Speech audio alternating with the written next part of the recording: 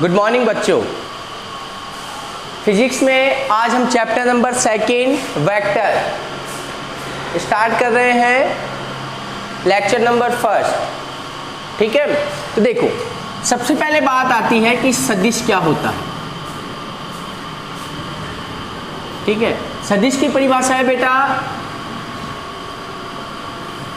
वह भौतिक राशि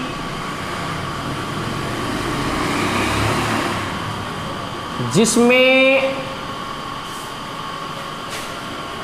परिमाण व दिशा दोनों हो, वह क्या कहलाती है भाई? सदिश कहलाती है। ऐसी दूसरी भौतिक राशि आती है हमारे पास में, कौन सी भाई? अदिश। अदिश की परिभाषा क्या है भाई? कि वह भौतिक राशि जिसमें केवल क्या हो? परिमाण हो, दिशा ना हो, वह क्या कहलाती है भाई? अदिश कहलाती है, या अदिश राशि कहलाती है। ठीक है, कि जिसमें परिमाण भी हो और दिशा भी हो, वह तो कहलाएगी सदिश। और जिसमें केवल परिमाण हो, दिशा ना हो, वह कहलाती है बच्चों क्या? अदिश। उदाहरण के लिए अगर अपन बात करें तो सदिश राशि के उदाहरण है हमारे पास में बल, वेग, विस्थापन, संवेग आदि। ठीक है, ये सब किसके उदाहरण है भाई? सदिश के, जिनमें परिमाण भी होता है। परिमाण का मतलब जैसे मैंने कहा, मैंने 5 न्यूटन का बल आई कैप दिशा में लगाया, एक्स अक्ष की दिशा में लगाया। कि जैसे मान लो ये कोई वस्तु है, तो मैंने इसके ऊपर 5 न्यूटन का बल लगाया, तो कौन सी दिशा हो गई? आई कैप, एक्स अक्ष की दिशा में। ठीक है, तो ये 5 तो क्या हो गया? इसका परिमाण। और ये एक बल जो है जिस दिशा में लग रहा है वो क्या हो गई? उसकी दिशा हो गई। तो ये इस प्रकार से बल कैसी राशि है? सदिश राशि है। अदिश राशि की बात करें, अदिश राशि के उदाहरण क्या है? द्रव्यमान है, ठीक है, दूरी है, चाल, जड़त्व आघूर्ण, कार्य, ऊर्जा, आयतन, घनत्व आदि। ये सब किसके उदाहरण है भाई? ये अदिश राशि के उदाहरण है, जिनमें केवल क्या होता है? परिमाण होती है, उनकी कोई दिशा नहीं होती। जैसे मान लीजिए ये कोई पार्टिकल है ABCD, ठीक है, इसका द्रव्यमान जो है वो कितना है बेटा? 10 किलोग्राम है।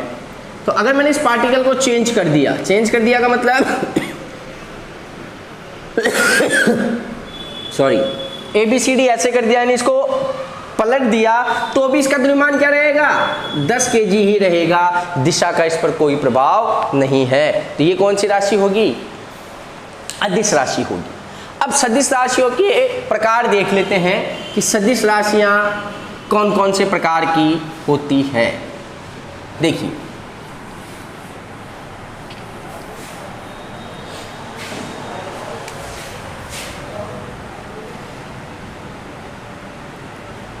सदिशों का प्रदर्शन, या इसका दूसरा नाम कहेंगे हम निरूपण, रिप्रेजेंटेशन, कि हम सदिशों को कैसे प्रदर्शित करेंगे। ठीक है, देखो कि जैसे मैंने कहा कोई भी सदिश राशि है वेक्टर A, तो वेक्टर A है, तो जैसे मैंने कहा वेक्टर A बराबर 10,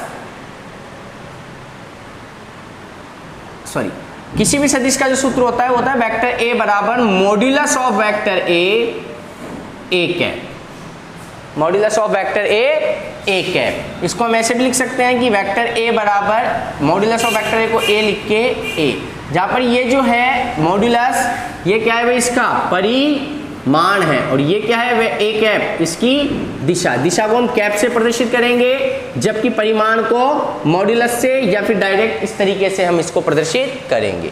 तो मान लीजिए वेक्टर ए, इसका परिमाण कितना है कि जितना इसका परिमाण होगा उतनी लंबी क्या होगी, रेखा होगी, और ए कैप उसकी किसको प्रदर्शित करेगा, दिशा को। तो ये तीर का निशान जो है ये तो प्रदर्शित करता है बेटा किसको, दिशा को, और ये जो लंबाई है ये प्रदर्शित करती है किसको, परिमाण को।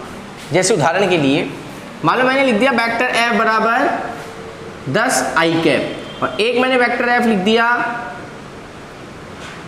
5 आई कैप। तो इसको हम प्रदर्शित करें तो ये मान लीजिए 10 आई कैप है बल का मान, परिमाण इसका कितना है 10, ये इसकी रेखा की लंबाई क्या है 10 है, और आई क्या हो गया, इसकी दिशा हो गई आई कैप। अगर मैं इसी को 5 आई कैप से प्रदर्शित करूं तो ये रेखा उसकी तुलना में क्या होगी, थोड़ी छोटी होगी, उसकी लंबाई क्या होगी, छोटी। तो ये लंबाई है ये किसको प्रदर्शित करती है भाई, परिमाण को, और ये तीर का निशान किसको प्रदर्शित करता है, दिशा को प्रदर्शित करता है। अब जैसे कुछ सदिश हैं जिनकी हम परिभाषा पढ़ लेते हैं। सबसे पहले आता है मेरे पास में समान सदिश। समान सदिश क्या होते हैं, देखिए कि दो सदिश जिनके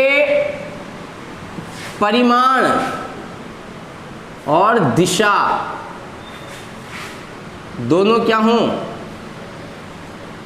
समान हों, तो ये कैसे सदिश कहलाएंगे भाई, तो ये समान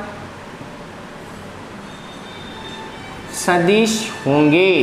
जैसे मैंने कहा वेक्टर ए, ठीक है, मान लो वेक्टर ए बराबर 10 आई कैप है और वेक्टर बी बराबर भी कितना है 10 आई कैप। तो आप देखिए इनके दोनों के परिमाण कैसे हैं, समान है, और उनकी दिशाएं भी कैसी है, समान है। तो इसका मतलब ये वेक्टर ए और बी दोनों के दोनों कैसे सदिश कहलाएंगे, समान सदिश कहलाते हैं।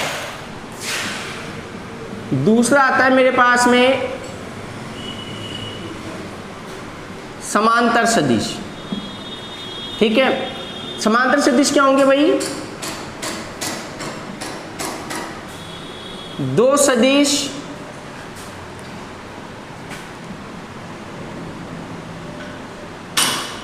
जिनकी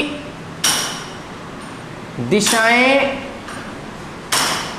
समान हों, वो क्या कहलाते हैं भाई, समांतर सदिश कहलाते हैं। जैसे देखो मैंने लिखा वेक्टर ए, ये एक सदिश है, और एक मैंने लिख दिया कौन सा भाई, वेक्टर बी। अब मुझे ये पता है कि वेक्टर ए और वेक्टर बी दोनों की लंबाई यानी कि इनका परिमाण क्या है, अलग अलग है, लेकिन इनकी दिशाएं क्या हैं, एक ही दिशा में है। ये जब दो सदिश जिनकी दिशाएं समान हो, या जो इसको लिखेंगे हम जो एक ही दिशा में हो, ये कहलाते हैं हमारे क्या बेटा, समांतर सदिश। तो वेक्टर ए और वेक्टर बी दोनों एक ही दिशा में है, तो ये क्या कहलाएंगे, हमारे समांतर सदिश कहलाएंगे। इसी तरीके से नेक्स्ट आता है मेरे पास में प्रति समांतर सदिश। प्रति समांतर सदिश क्या होंगे, दो सदिश यदि कैसी भाई, विपरीत दिशा में हो, दो सदिश किस में हो, विपरीत दिशा में हो, तो ये कहलाते हैं बेटा क्या, प्रति समांतर। जैसे मैंने लिख दिया कि वेक्टर ए तो इस दिशा में जा रहा है और वेक्टर बी किधर जा रहा है, इधर जा रहा है, तो दोनों सदिश आपस में कौन सी दिशा में है, विपरीत दिशा में। परिमाण उनके कम ज्यादा हो सकते हैं, बराबर भी हो सकते हैं, लेकिन वो क्या है, विपरीत दिशा में है। तो ये सदिश कैसे सदिश कहलाएंगे, हमारे प्रति समांतर सदिश कहलाते हैं। ठीक है, आगे चलते हैं। नेक्स्ट मेरे पास आता है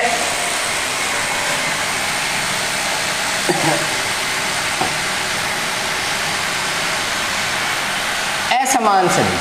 असमान सदिश मतलब दो सदिश जिनके या तो क्या भाई, परिमाण या दिशा या दोनों ही क्या हो, अलग अलग हो, तो वो कौन से सदिश कहलाएंगे, आपके असमान सदिश कहलाते हैं। जैसे मान लीजिए ये वेक्टर ए है, तो इसका परिमाण ये है, ये क्या है, वेक्टर बी है, इसका परिमाण कम है, यानी लंबाई कम है सॉरी, तो ये यहां पर दोनों का क्या अलग अलग है, परिमाण, तो ये कैसे सदिश होंगे भाई, असमान सदिश। या फिर उनकी क्या अलग अलग हो, दिशा।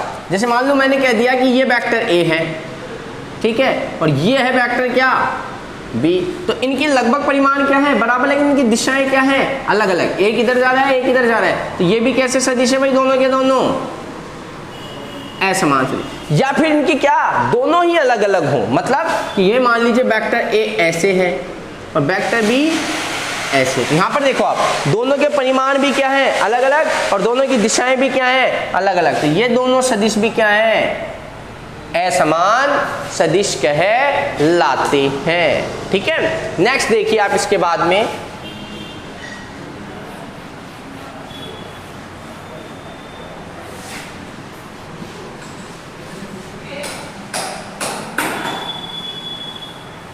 नेक्स्ट आता है हमारे पास में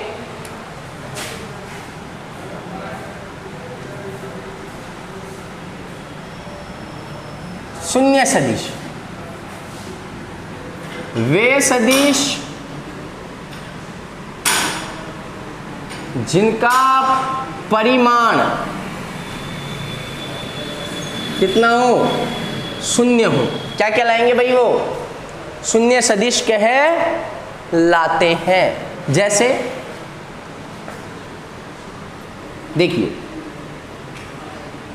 जैसे मैंने लिख दिया वेक्टर ए बराबर 0 1 है, तो इस सदिश को आप देखिए, सदिश क्या होता है जिसमें परिमाण हो, तो ये तो क्या हो गया इसका परिमाण, और ये चीज क्या हो गई बेटा, इसकी दिशा।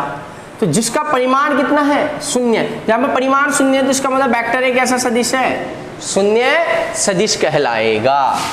नेक्स्ट आता है हमारे पास में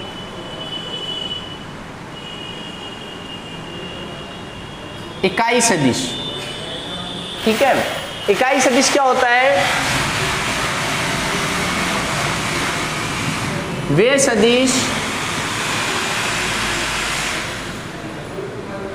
जिनका परिमाण कितना हो, इकाई हो, इकाई का मतलब एक हो, तो ये क्या कहलाता है, इकाई सदिश। जैसे उदाहरण के लिए वेक्टर ए बराबर 1.1 है, ठीक है, तो यहां पर आप देखिए, इसको मैं ऐसे लिख सकता हूं, वेक्टर ए बराबर क्या, 1 है, तो यहां पर क्या हो रहा है, ये क्या हो गया इसका परिमाण, और ये क्या हो गई बेटा इसकी दिशा।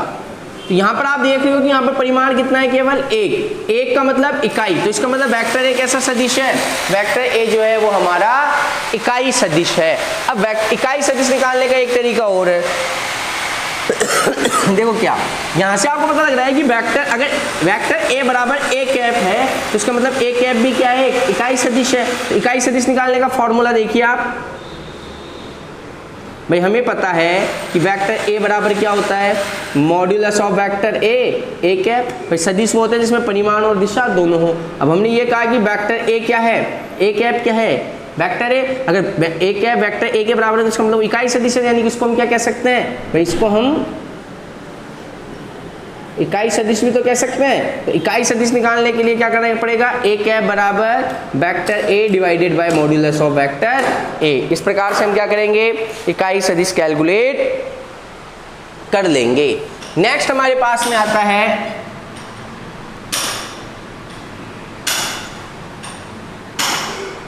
ध्रुवीय सदिश। कौन सा सदिश भाई, ध्रुवीय सदिश।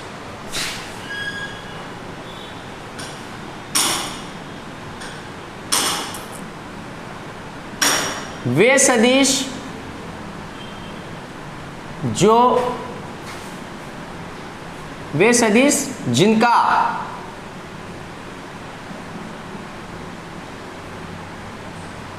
प्रारंभिक व अंतिम बिंदु एक ही हो, वो क्या कहलाते हैं भाई हमारे, ध्रुवीय सदिश कह लाते हैं। जैसे विस्थापन, वेग, ये सब कैसे सदिश है भाई, ध्रुवीय सदिश है। नेक्स्ट आता है हमारे पास में अक्षीय सदिश। ठीक है, अक्षीय सदिश में क्या होता है, वे सदिश जो किसी अक्ष के सापेक्ष घूर्णन करते हैं, वो क्या कहलाते हैं भाई हमारे, अक्षीय सदिश कह लाते हैं। उदाहरण देख लीजिए इनका, इनको अपन बाद में डिटेल में पढ़ेंगे। देखो जैसे इसका उदाहरण है कोणीय वेग, कोणीय संवेग आदि, ये कैसे सदिश है भाई हमारे, अक्षीय सदिश है। नेक्स्ट हमारे पास आता है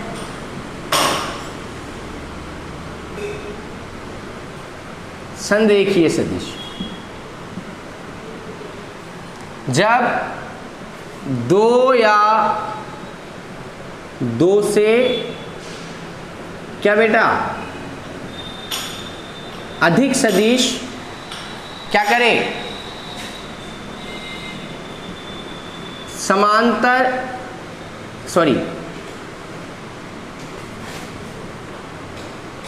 एक ही रेखा में एक ही दिशा या फिर क्या विपरीत दिशा में हो, तो ये क्या कहलाएंगे, संरेखीय सदिश कहलाते हैं। जैसे मैंने कहा कि इसी रेखा के ऊपर वेक्टर ए भी काम कर रहा है और वेक्टर बी भी काम कर रहा है, तो दोनों एक ही रेखा पर स्थित है और एक ही दिशा में है, तो इसका मतलब ये कैसे सदिश है, संरेखीय सदिश है। यदि किसी एक ही बिंदु पर वेक्टर ए इधर काम कर रहा है और वेक्टर बी क्या कर रहा है, विपरीत दिशा में काम कर रहा है, लेकिन कर तो क्या करना है, वो लग तो एक ही रेखा पर है, तो इसका मतलब ये कैसे सदिश होंगे भाई, ये होंगे हमारे संरेखीय सदिश। तो ये हमने टाइप्स ऑफ क्या कर लिया, सदिश पढ़ लिया। अब इसके आगे का क्लास जो है वो हम नेक्स्ट लेक्चर में पढ़ेंगे। Thank you so much.